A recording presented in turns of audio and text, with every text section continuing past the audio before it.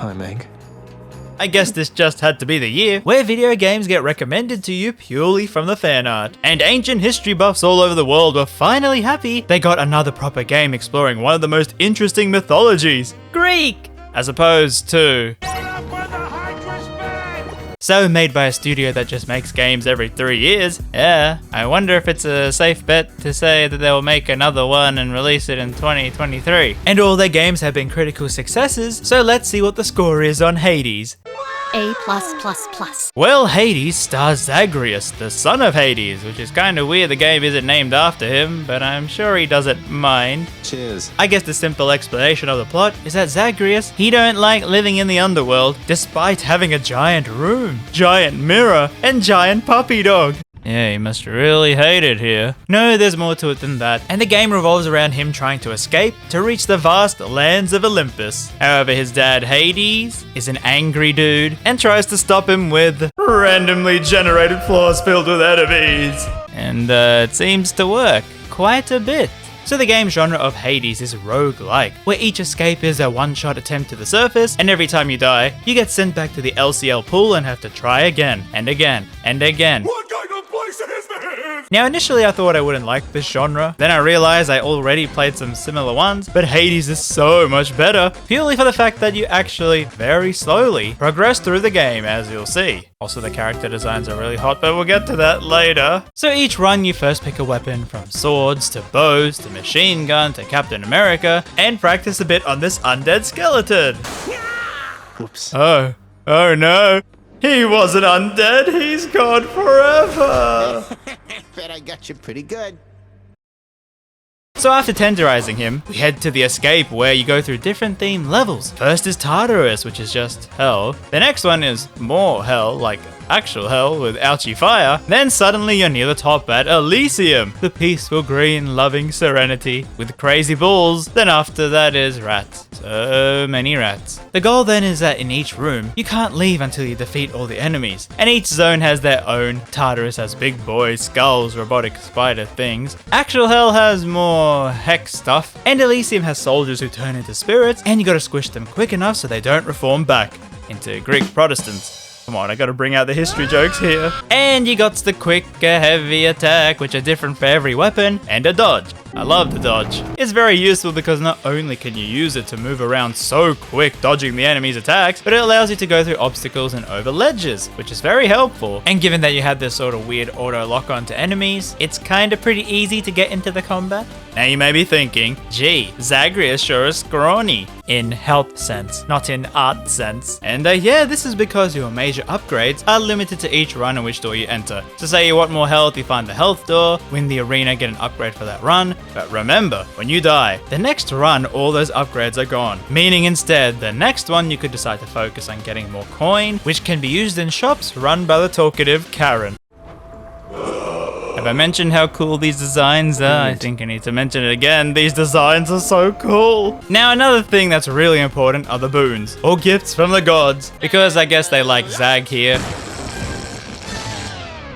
And many gods offer their powers to him, and it's all random who you get. Not that I'm complaining who I get. And well, since it's all about Greek mythology, you got the usual characters like Speedy Hermes, the attorney Athena, Artemis the worst book adaptation ever, God of the Sea Neptune, Poseidon, Mermaid Man, and Zeus. Oh no, not Zeus. Also Nyx. I swear to Zeus, what the actual hacking heck, why is she so hot? But to allow for customization even more so on every run, you have to pick which boost they give. Usually it adds bonuses to your attacks, like whenever you dash, you leave little damage circles, things like that. Then in addition to this, you can get other boons that buff your attacks, more crits, more speed dodge, and so on. So yeah, sometimes you can be lucky and get the best boons, like adding deflecting to attacks. That's really nice. Or no gods can help you and you're just suffering on your own. And even then the boons can change your playstyle. Like I got this extend attack on the spear, so I was standing further back than usual, but the next time you might not get it, you see what I mean. This then I guess makes every run either the hardest or easiest thing ever. Like okay, I looked up some tips because I was struggling with the first boss, Meg, and everyone was like the second boss, Bone Hydra, was the hardest ever. And yet on my first run I made it to them, I easily won, and then again I didn't die for like a while versing them. But then the run afterwards I got stomped on. And then the third boss I beat both times I tried it so far, I've never died to them, so I don't know. Now, all of this is the usual roguelike experience, like, you know, oh no, I died, I lost everything. Now, in other games that would get tiring for some people, but here it's actually good to die a lot because all the loot you get, you can then use to upgrade things that will help you out on your next run, like legit upgrading Zag to actually have lives, so he's not a scrawny buff thing. But then you can also use the loot to upgrade the house, such as adding new rooms like a bar with Chef Gordon. Raw steak! But in that room you can trade with this big guy for some other items. The other cool aspect about the red bath water is that it actually progresses the story.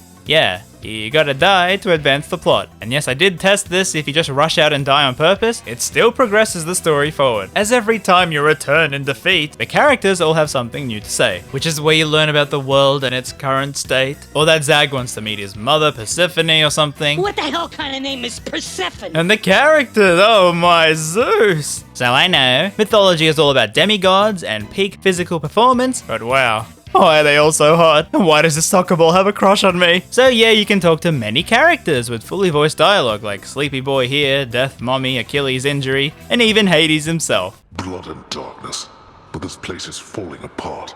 Father, everybody's dead. Give them a break. Then you also have fully voiced lines for all the gods you receive boons from. And there are so many voice lines, seriously. You have them saying things from giving the boon nearly every time to then contextual ones, where if you have one god's gift, the other god will be like, no way, you already have their power? Let's combine ours together then. And other lines depending on which weapon you use, which zone you make it to, or just Zeus and Poseidon ripping into their brother Hades. But seriously, I'm actually blown away by how many things they talk about, and they all sound so good. I mean, I know you hear me and the others, but it's so damn dark down there, I can't hear you at all. And there's this dry British wit that happens with the dialogue. I mean, Zach can even hear the narrator.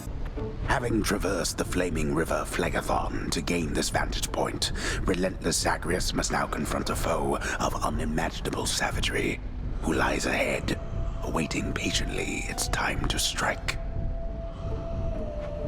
Way to spoil the surprise, old man. It just adds some levity to the constant death, which is very refreshing. There's just a lot of surprises with this game. For example, after defeating the first boss, Meg, you suddenly find her in the bar here, annoyed at you. Then every time you fight her, it's all different voiced lines about how she will get you back. Then at the bar, she's gossiping with the football. Then after that one time, she wasn't the boss, and it was her sister who was a completely different boss fight. It's just so much stuff. I should also mention that in all the items you can get, and there's a lot of them, one is a nectar juice, which is really rare down there, because yeah, I don't think you can easily make them in fiery pits. And giving it to a character, they in return give you an item to equip, and they all have various bonuses, but the best one of course is the doggo, because he's such a good boy. Such a good boy. Now to the actual design of the game, well, it's top down, but not really. I know there's a word for it, I'm sure editor me will find it out later, but the characters are animated so well. There's a lot of care put into the cycles of animation, even with the ghostly NPCs. Then the character sprites are so detailed to the little hints about their character, like the birds on Artemis's bow, and then each zone is so detailed with the areas. There are quite a few of them, but after a while you will recognize which room you are in, because you gotta watch out for the traps, or you know, set them off to attack the enemies. Then some rooms are sometimes very different, say one where Hades summons 45 seconds of demons that you must survive against, or a room where you have to pick between which god's bonus you want, making the other one mad and so they attack you, but if you win you get their stuff too. It's just actually surprising how much content there is in this, and you could probably never see all of it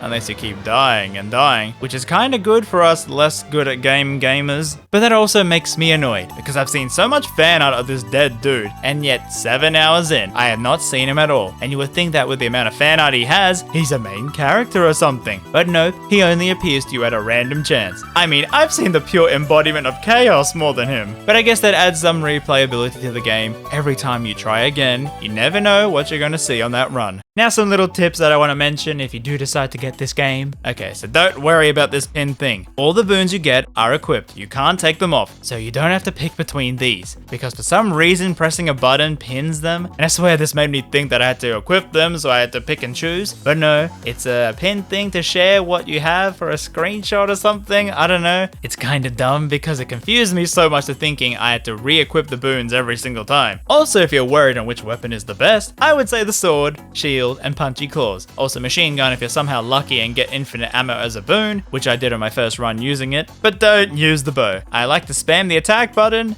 and it sure doesn't do that. And if you are struggling, there is an easy mode. And you know me, the baby gamer, I actually didn't pick it. And I still managed to make it up to here. Yes, my thumb was killing me, but maybe I'm actually good at games, or I got really lucky with the boons, who knows? All I know is that you can fish in this game. Missed it. Yeah, maybe fishing in molten lava wasn't a good thing, huh? Also, by the way, literally playing this game after editing this video and I got Thanatos. Yes, I finally got this stupid smug son of a bitch. Trojan, Ramses, Magnum, Sheik.